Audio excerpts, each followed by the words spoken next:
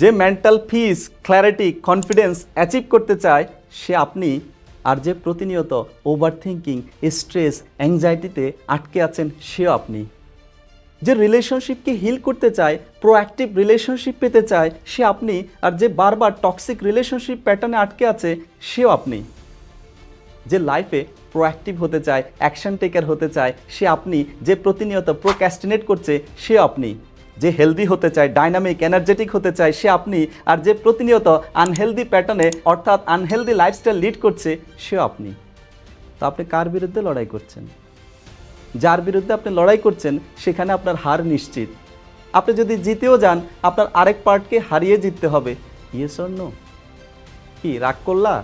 রাগ করে কোনো লাভ নেই, তোমাকেই হিল করতে হবে, আপনাকেই অ্যাকশন নিতে হবে নিজেকে ট্রান্সফর্ম করার জন্য। আর কেউ এসে আপনাকে ট্রান্সফর্ম করে দিবে না।